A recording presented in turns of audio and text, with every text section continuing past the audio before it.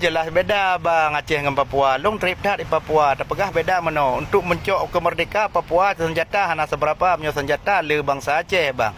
Menyo Papua cuma sekedar busu panah, budi pilih budi rakitan. Tapi tanyo hana lekap senjata, cukup je senjata. Tapi orangnya hanali untuk memperang.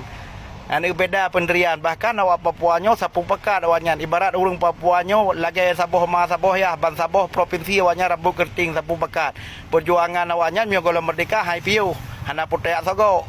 Beda orangnya perang Aceh dengan perang di Papua. Benda pertaban bai long trip dah di Papua. Jadi orangnya perang urutanya orang Aceh kabehu sampai kroro nyo Papua hana bang. Mio perang urutanya orangnya tengah tamu perang na tim dari Jakarta ya sah pegah saga bab panglima motoji hai. Ikah ka piu ke debele ka perang kubi kemewahan ke kah ku pemerdeka kah menteng ke banjut.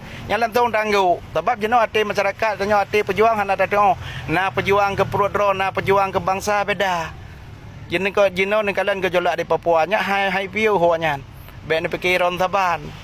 Hana putek sogo Papua musuh mena tim dari Jakarta ya sogo musuh kedih panglima Papua musuh jinan oi keut anjing babi kau angkat kaki sapu tanah kau rambut lurus pergi jangan kau tipu-tipu lagi rasa sapu masyarakat sapu tanah ini banyak sekali emas sapu tanah ini kaya sapu ya tanah ini punya masyarakat semua kau rampas anjing babi kau pergi dari sini kami tetap merdeka kami tidak mau jadi bergabung dengan Indonesia semua tipu-tipu pembohong anjing babi kau jangan tipu-tipu lagi kami tetap ingin merdeka. Apapun yang terjadi sampai titik darah penghabisan kami tetap ingin merdeka. Nyan ikan beda awaknya.